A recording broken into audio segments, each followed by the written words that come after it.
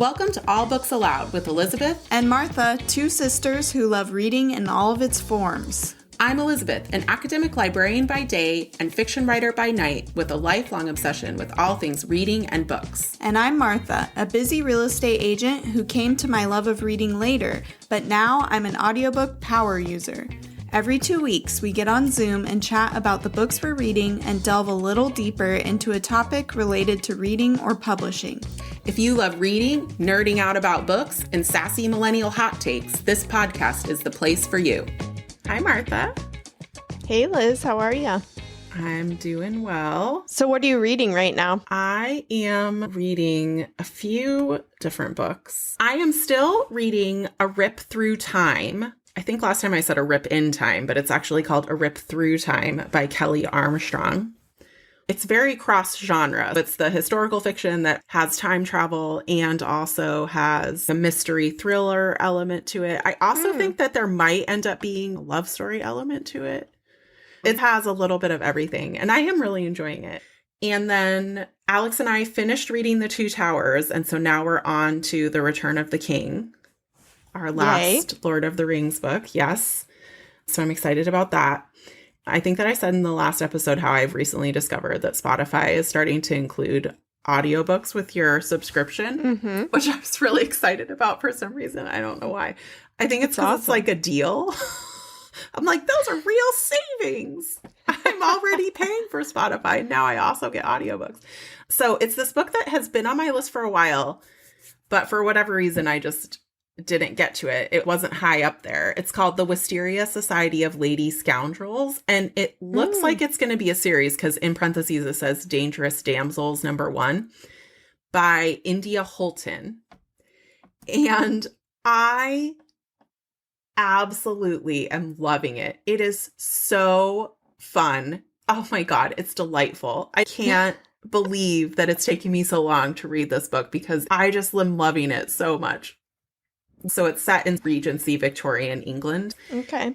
And it's very similar to the real world, but slightly off kilter. It's basically Victorian British society, but there is this whole class of people who are magic or who know magic, and they're called pirates, and they go around living among normal people, but they also steal things and rob banks. They fly their houses around the country and exist in this special status where the government and people just steer clear of them because they have these magical powers that the authorities can't contain, and it's this accepted thing.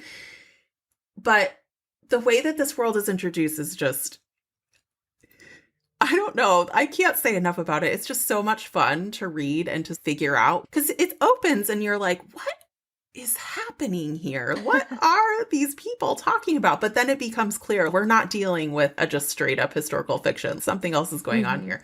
And the characters are just delightful. The prose is so witty. I can't recommend it highly enough. And I know I haven't said a lot of specifics about it, but I don't want to say so much that it takes away from that experience of getting into it because it's just so much fun. But I definitely think you should read it, Martha. And if you listen to this podcast and you enjoy a lot of the same books that Martha and I do, you will definitely like this book. So you should read it. Yeah, it sounds right up my alley. I don't know why it's not on my TBR already. I can't believe that I didn't read this book right when it came out. If I had known how much I would love it, I would have just read it immediately. If you like Bringing Down the Duke and all of those books, you will definitely like this book. It's like those books, like but with magic. Yeah. Yeah, that's so cool. Yeah. Yeah, I'm into it. So that's And the narrator's good? You're liking the narration? Yes, I love the narrator. It's a British woman, so. Oh, perfect. I'm back in the world of British voices that for whatever reason I have a bias toward when I'm listening to audiobooks. Perfect. Yeah, it's great. So what are you reading? I am a little more than halfway through Homegoing by Ya Jessie.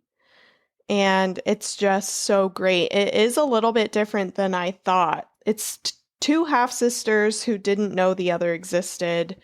They lived in different villages, and one sister was married to a British slaver, and the other sister was captured and sold as a slave.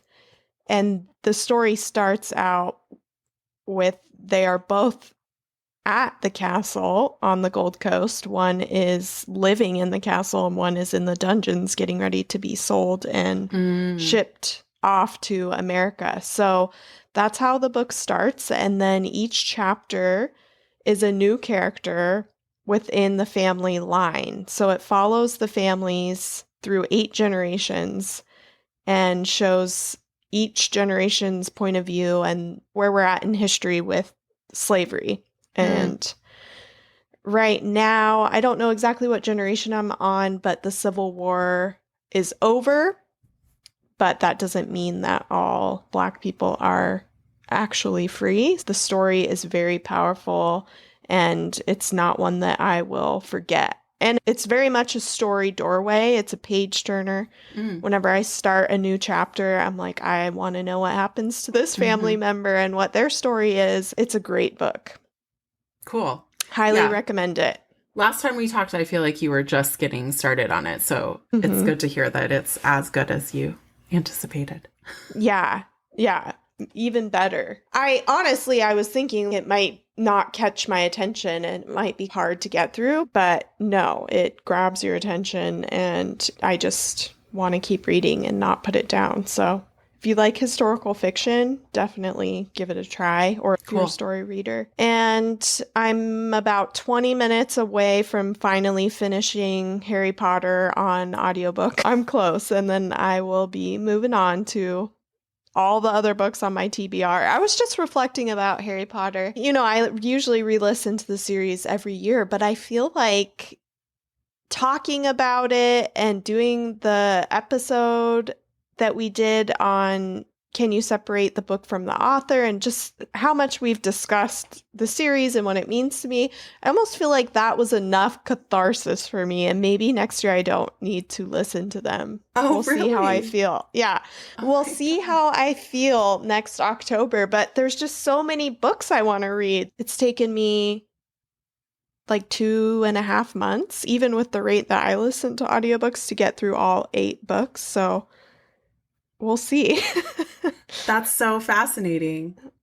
Yeah, because you talked on that separating the book from the author episode about how you feel like listening to it is healing your inner child. But maybe you also needed those conversations about it to fully heal. And understand why I keep doing it. Yeah. Oh, I love that. I mean, not like, oh, I love that you're not going to listen to it anymore. But I just feel like if that has brought you full circle, I think that's a great outcome.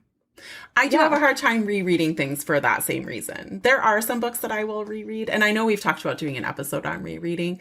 I have a really hard time doing it for that exact reason, just because there are just so many books that I want to read that the idea of spending time revisiting one that I've already read is hard for me.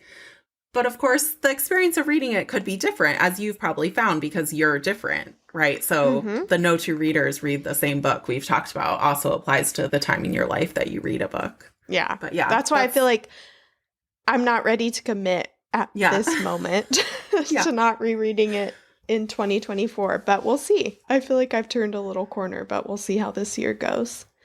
And then there's one more very special book I'm reading right now. I'm only 3 chapters in. I'm covering my face.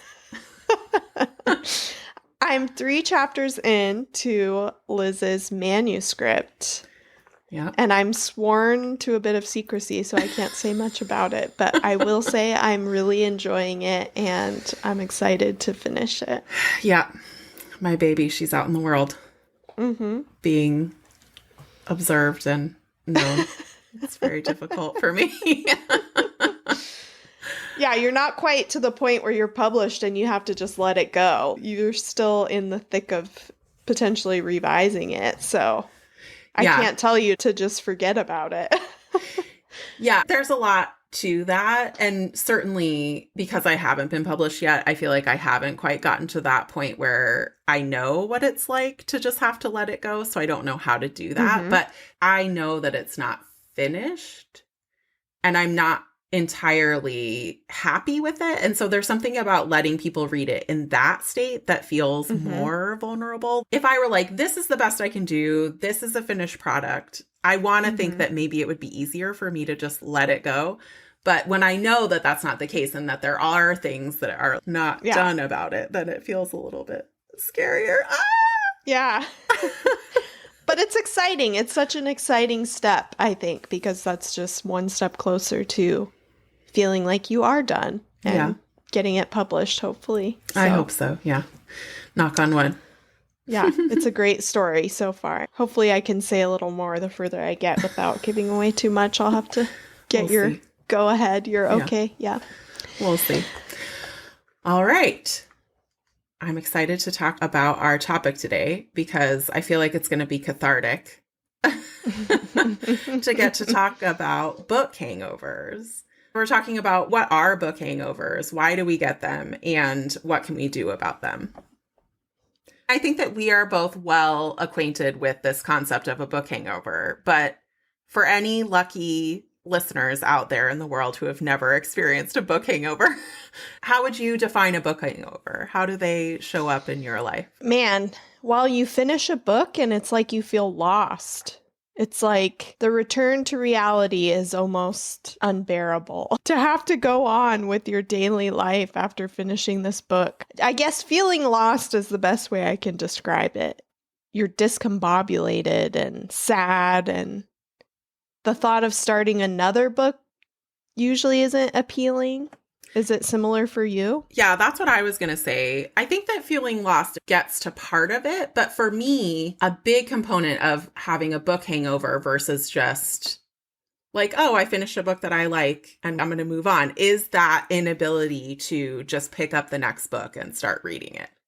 There are some books where when I finish them, it's like, oh my God, am I ever going to be able to read another book again? Because that book was just so... I don't know. It was so good. It was so powerful. It was so affecting. Yeah, for me, it's not just feeling sad that the book is over or feeling affected by it. It's that feeling that I don't know where to go from here. And I can't just pick up the next book on my TBR and start reading. So I did do a little research. I mean, that's kind of my role on our podcast, right?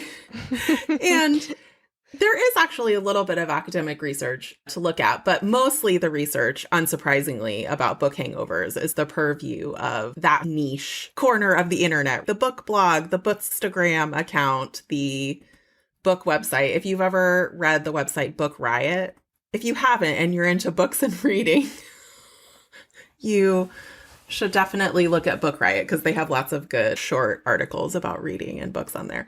But I did see a couple of interesting and some funny things. The site bookbub.com defines a book hangover as the inability to start a new book because you're still living in the last book's world, which I think gets to what we are both talking about in a little bit more of a succinct way, maybe. And then Reader's Digest, their website had a really funny collection of memes about book hangovers. And I'll probably share some of these on Instagram when this episode comes out. But there was one that I thought was particularly illustrative where it was signs of a book hangover, which include staring blankly into space, uncontrollable crying, curling into the fetal position, talking nonstop about the characters to anyone who will listen, and attempting to escape reality. I think that what you said about the crash back into reality out of the book's world, it seems to be a pretty ubiquitous one to people who have experienced this and write about it on the internet. Are there any other elements of a book hangover that you feel like that those two didn't get to? I think that's exactly what it is. And because it's such a commonly shared experience, I can confidently say that it is real because I've seen some stuff like, is it even real? Or are people just exaggerating? No, I think it is a real emotional state of feeling, like I said, just lost, a little maybe ennui after the book is over. I think that you nailed it on the head in the intro, though. I was thinking about it while you were describing all of these other symptoms, that when a book is really good, when I enjoy a book and I think it's really good, I do like to let it wash over me, so to speak, after I'm done. I generally don't start a book that same day or maybe even for a couple days if I really liked a book and I let it marinate. But the difference between that, just enjoying a book and wanting to savor it, and a book hangover, I think, is the inability to get into another book too soon. Yeah, I think so. So that's what it is. What are some books that have given you a book hangover in the past and why? Maybe are there patterns? Is it certain types of books that do this to us? It's interesting because when I was thinking about the kinds of books that I remember giving me hangovers, I think that most of them are because they're character driven. When I wouldn't necessarily call myself a character reader, I enjoy characters, but I think that I'm more of a story reader. Those are the kind of books I like. Page turners. Regardless of the genre, I like it when a book really captures my attention and I don't want to put it down. Mm-hmm. Pride and Prejudice, that was the first one I thought of. Every time I read Pride and Prejudice, the first time or the fifth time, I don't care. I've reread it a lot.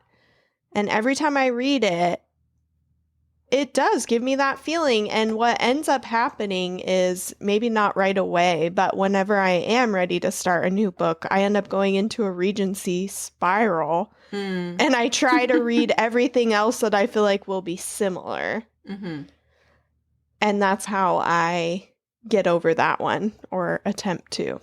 That's interesting what you said about the character-driven stories. Maybe I've never noticed that because those are most of the books that I read, because I'm such a character-driven reader. Mm-hmm. Maybe that's part of the reason why I've never been able to put my finger on exactly what it is, because most of my books are that, so I wouldn't have noticed. I feel like part of it for me has tended to be also when I read series. First book hangover I remember ever having in my life was when I read all of the Anne of Green Gables books when I was, I don't know how old I would have been, like young teenager, I want to say maybe, or maybe even younger, maybe like 12. And I also watched the movies with, I can't remember the actress's name, but the old movies, right? Because I'm old. The ones that came out in the 80s, I think. Mm-hmm. And I just remember feeling like it's not sad. I mean, the Anne of Green Gables series, there are definitely sad parts. And obviously during those parts, I wept like a baby during the books and the movies. But overall, it's not a sad series. You follow her life pretty deep into her life if you go through the full series. And she's happy and she gets what she wants. Everything's fine.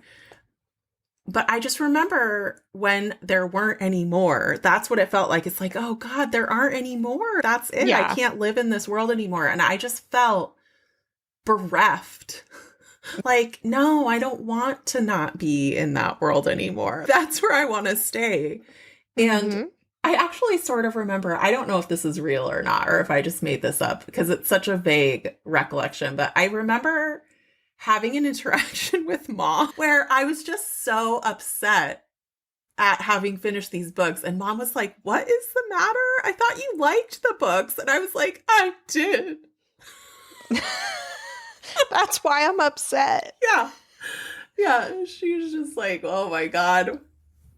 That's so funny. The mother of teenage daughters, I really do feel for that.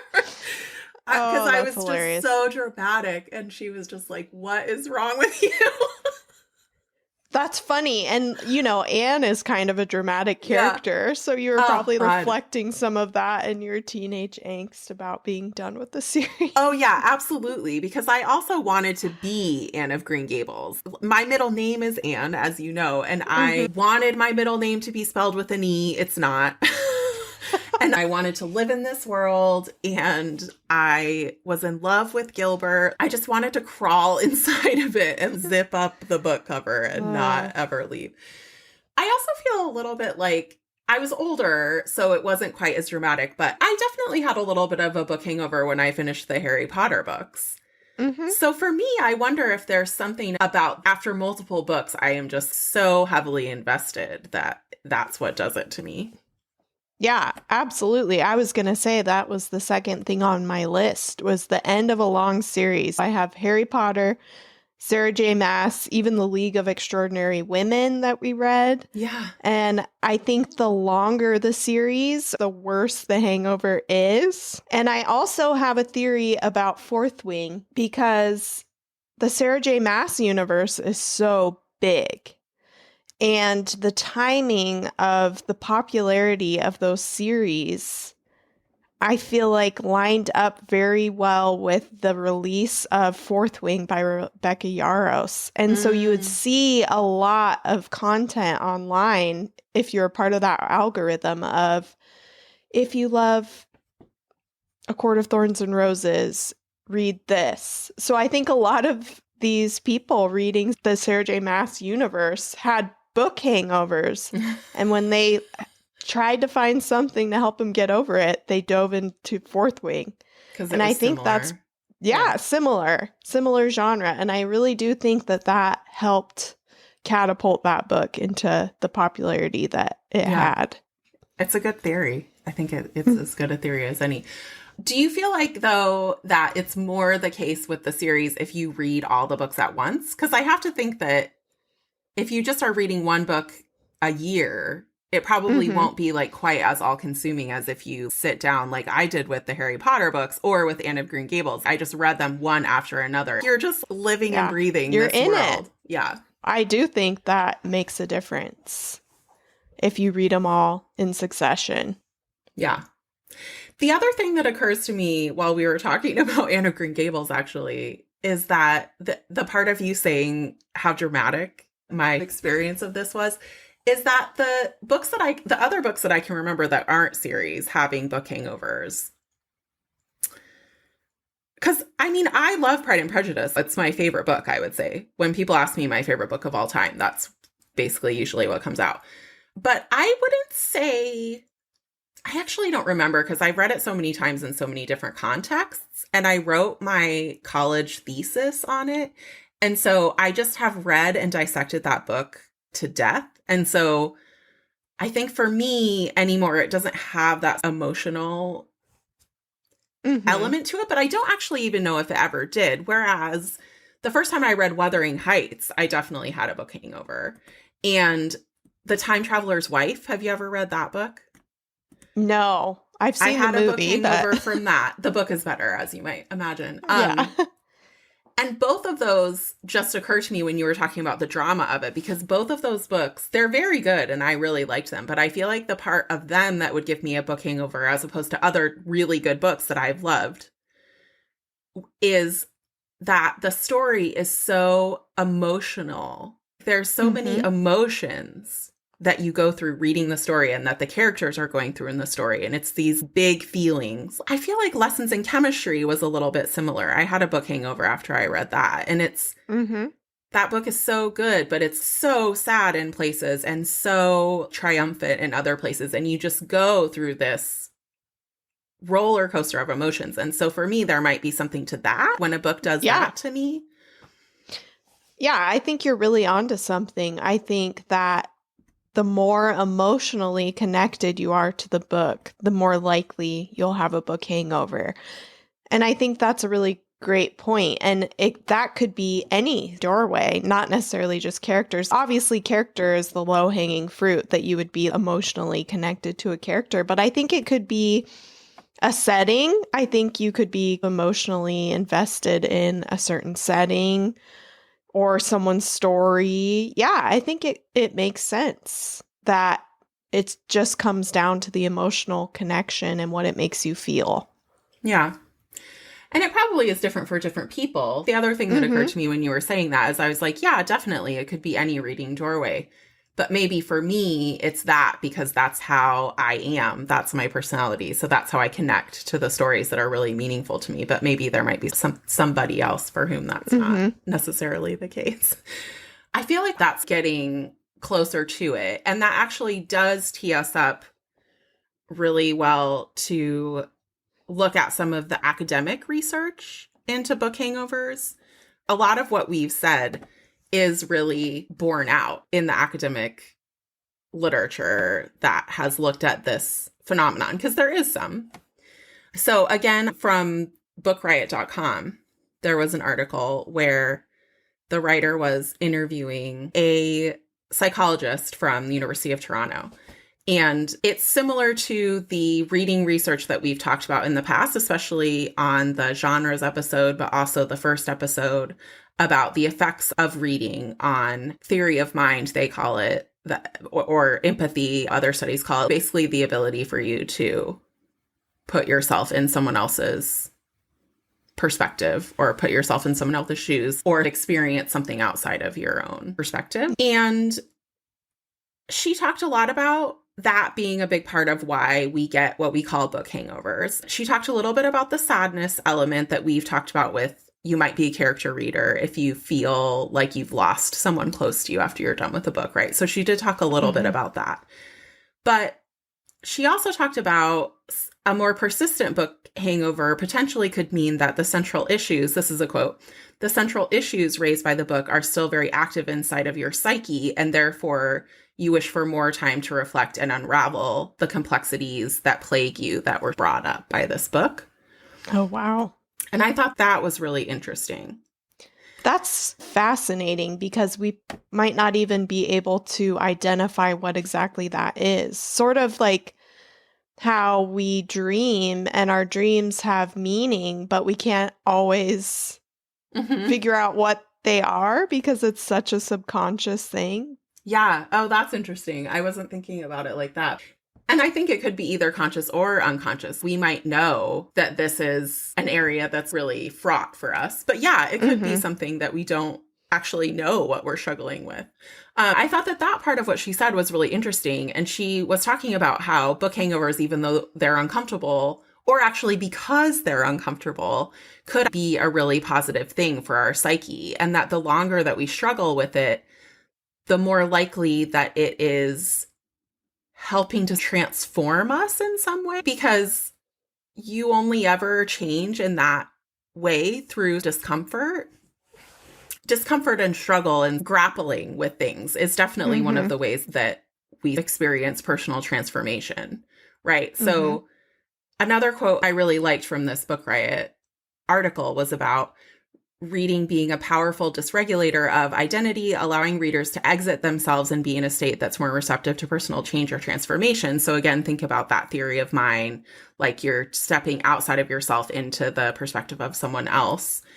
And so this academic again says, I want to say her name, the way you spell it is Djikic is her last name. So Jikic, I don't know.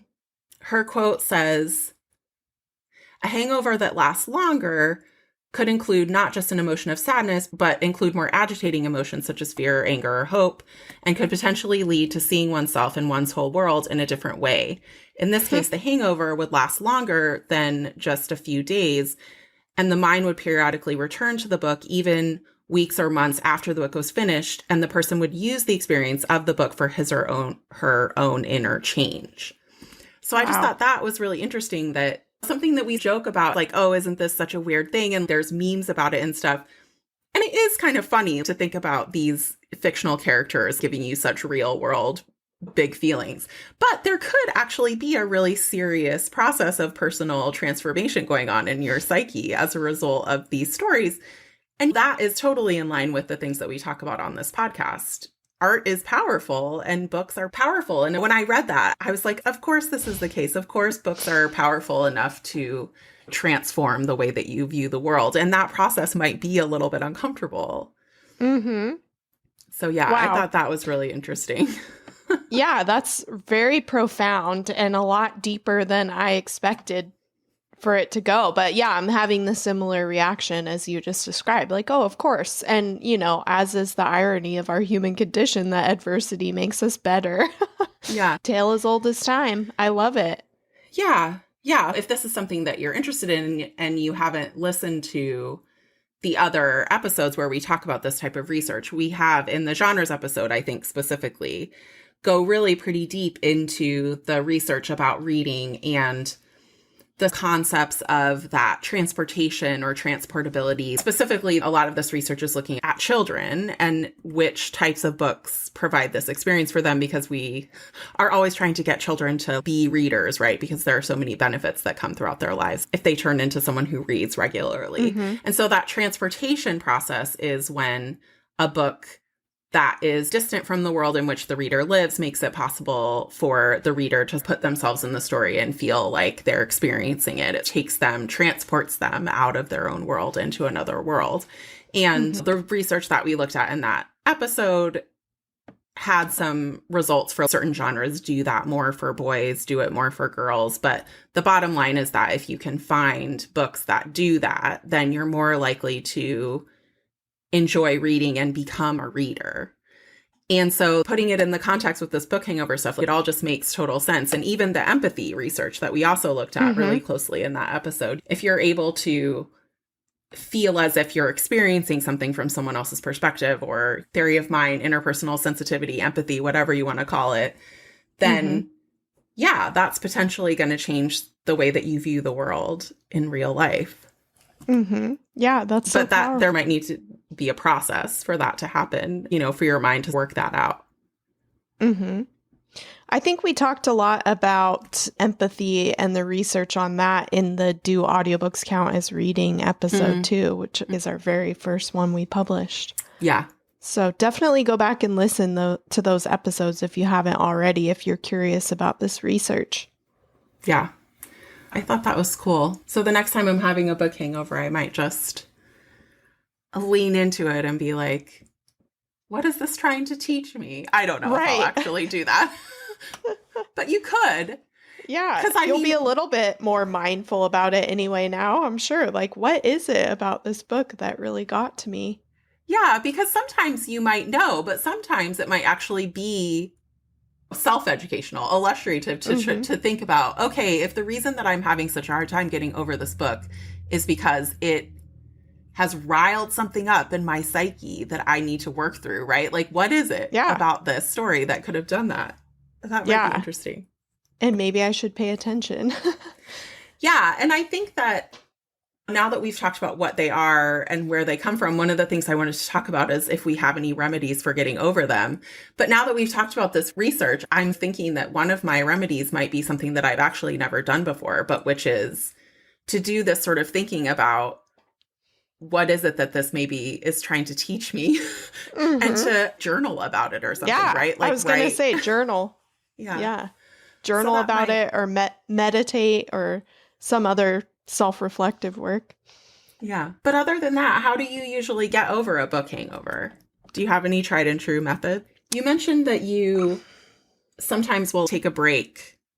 Yeah, sometimes it takes me a little bit to want to pick up another book if I do have a true book hangover.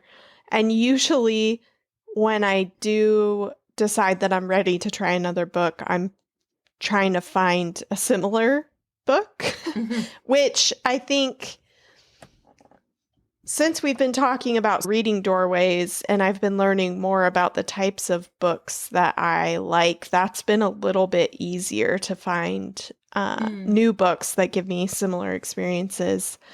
But other than that, I think sometimes it's helpful to watch the movie, but as we've talked about before, that can also kind of backfire. Like you said in a previous episode, sometimes it's worth it to wait a while to watch a movie that's based on a book, because when you freshly read the book, you remember all the details, you know the whole plot, you could still recite passages. And so it's a little easier to pick out the differences between the book and the movie. So that can backfire a little bit. But in certain cases, I do like to watch the movies, like Harry Potter. If I reread it and then I feel like, oh, I didn't quite get enough or I'm sad it's over, you always have the movies. Yeah. And with that, you've seen the movies before, so you know that they're good. I feel like that speaks to one of the methods that I had too for getting over a book hangover. There are really two options in terms of the direction that you can go, right? You can try to do something that's completely different, or you can try to do something that's really similar to give you to recapture the feeling. So the movie would be something similar, especially if you already know that you like the movie. Reading fan fiction, if it's a classic, especially, there's definitely going to be fan fiction, or even if it doesn't call itself fan fiction, if we're talking something like Jane Austen, and the number of books that are Jane Austen adaptations, or a story from a side character's perspective, or in the world of Jane Austen, there's just so much that, like you said, you can just go into a spiral of that type of thing. I actually find that that doesn't usually help me looking for a similar experience. I usually go in the opposite direction, where if I need to wait it out, if I have a real book hangover, the way that the psychologist was talking about, that's not just a momentary sadness that the book is over, but that actual, this might be doing some transformation work type of book hangover, I usually will consume a different type of media. If it's an audiobook that I've just finished and then I'm looking for something else to do while I'm waiting to be able to listen to another audiobook, I will listen to a podcast, or often I'll listen to the New Yorker does podcasts that are like short stories. And that feels different enough to me. It's not a novel. It's not a big investment of time. If I don't like it, I always just stop listening to it. But do you know what I mean? It feels different enough. Yeah, it kind of distracts you or shocks it out of your system or something. And it's short. So I can listen to this little bite-sized thing while I'm waiting to be ready to dive into a longer thing again. Or sometimes I'll alternate between a novel and a nonfiction book. I definitely did that more back when I was reading more nonfiction, which, as we talked about on one of the, I think the year-end episode, I don't read as much nonfiction in the last few years as I used to, but that will sometimes help to get me out of a book hangover, as if I just take a completely right turn from what it was. If it's a romance novel or a mystery or whatever, I'll read a nonfiction book or listen to a literary short story or whatever. And I feel like the thing that I usually have to do is just wait it out in that way. Yeah. Do something else and just wait for the feeling to dissipate. Yeah, I think it does just gradually go away, and you probably don't even realize that it's gone. And then that's when you'll pick up another book. Yeah. I'm curious, is it helpful for you to share the experience with someone else, whether that's just talking about the book to them, or do you ever try to get your friend to read it so you can talk about it? I think for me, sometimes that's fun, but sometimes... This is going to sound really weird, but sometimes it can almost create envy because they're experiencing it for the first time. So you almost don't want to talk to them about it. Maybe that's if you're not quite over it yet, but you know what I mean? I do. I definitely know the feeling of being envious of them for experiencing it for the first time. I think it can be helpful to talk to someone about it, but mostly I think it's if you know that they've already read it and they also loved it. If I were to tell someone, like my friend Dana, we give each other book recommendations a lot, and we tend to really love the same books. But if I were to tell her, okay, you need to read this book so I can have someone to talk about it, I would be over my book hangover by the time she read it. And I would be like, I've moved on. But when there are books that we have recommended to one another that we loved, and she comes to me and says, oh, I read that book that you recommended to me, like whatever it was, like a year ago. I do love talking about it at that point, for sure. But I feel like that's not the same catharsis of right in the thick of the book hangover, being able to talk to someone about it, you know? So I don't know. That's a little bit of a mixed bag. Yeah. I guess that's where a book club can come in really handy. If you read a book in your book club that gives you a hangover, then you have a group of people you can talk about it right then. But still a little dangerous territory because not everyone might feel the same way you did, but you know. I was going to say that, yeah. It could be great because you're all reading the book at the same time. But my experience with book clubs is that everyone wants to talk about how much they loved or how much they hated the book. And usually people don't all feel the same. And so if you go to a book club with a book that you love so much it gave you a book hangover, the last thing you want to hear is like Joe Schmo talking about how much he hated this book and he thought it was terrible. That's actually the reason that when I was in library school and Nancy Pearl was talking to us about running book clubs, because that's something that librarians do, especially in public libraries.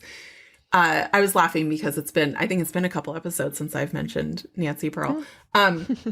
But one of the things that she would say is that when she's running a book club, she highly suggests that librarians do this. She tells people right up front that in this book club, we don't talk about whether or not we liked the book until the very end of the meeting.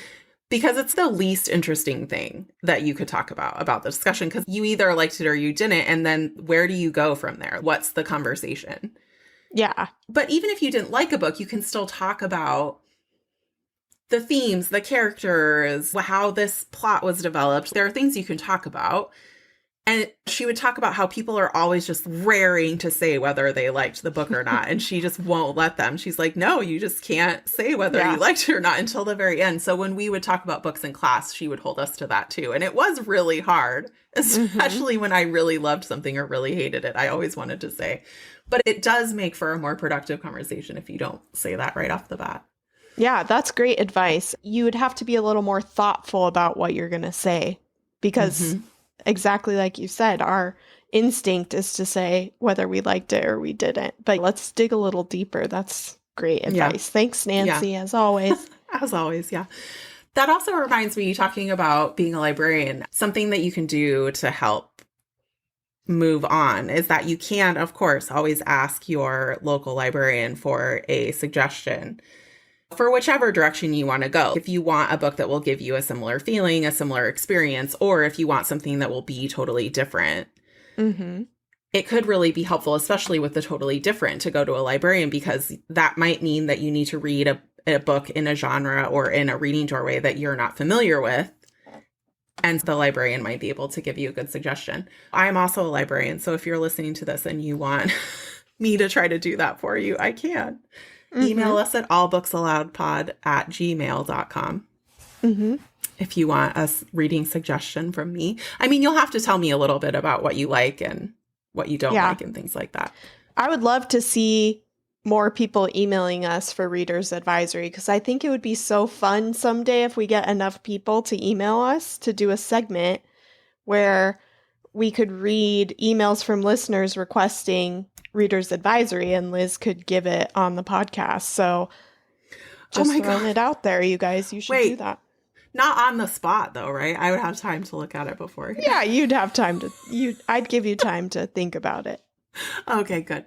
I thought you were talking about like Reader's Advisory. Go. No. I'm like, no, oh you'd my have God. time. You'd have time to think about it and give it your best effort. Oh yeah, I would love to do that. Yeah. It could be like dating advice, but not dating advice. Yeah, like Dear Sugar, kind of, but for books. But for books. Yeah, I love it. Yeah, let's do that. Email us and tell us. Or if you want to tell us the book that gave you the worst book hangover that you ever had, I might also be able to make a suggestion based on that. And also, I want to read it. Because if it gave you a book hangover, that means that it's a great book. So I want to know what it is. Yeah, definitely. So do you think we went over all the remedies, or do you have anything else up your sleeve, Liz? I think that we went over the big ones. That one article on BookRight that I found where the person did the interview with the academic was the most serious treatment that I found about book hangovers. But there are a lot of the suggestions that we already talked about, what they call hair of the dog, which is rereading a book that you already know you love. So you're not risking going into a book that you're not going to like. Asking people for recommendations. So they suggest asking the internet, but I would definitely suggest asking a librarian. I mean, unless there are people on the internet that you know are big readers and that have similar tastes to you, then go for it. Watching a TV show or a movie that you already know you love. Reading a graphic novel. So I think that's similar to my suggestion of going to a completely different type of media. Or asking for a recommendation outside of your usual taste. So yeah, I feel like most of the sites that I found with suggestions for how to cure it, we've basically already come up with it. So the good news is that we haven't been missing anything. The bad news is that there's no silver bullet for how to cure a book hangover. Sometimes you just have to grin and bear it. Yep. I am going to try journaling about it the next time it happens to me, though, and see if that might help, because I've never tried that one before. Yeah. I'm curious to see how it goes for you if you do. All of these remedies are much better than suffering from a typical hangover, which in my experience, there was no remedy that worked. And nowadays I have more book hangovers than regular ones, thank goodness. Yeah, I'm too old for the alcohol-induced hangovers anymore. It's horrible.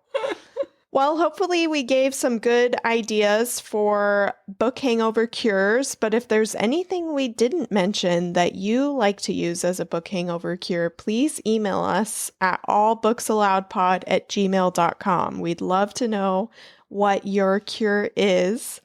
And go ahead and subscribe so you never miss an episode wherever you listen to your podcasts.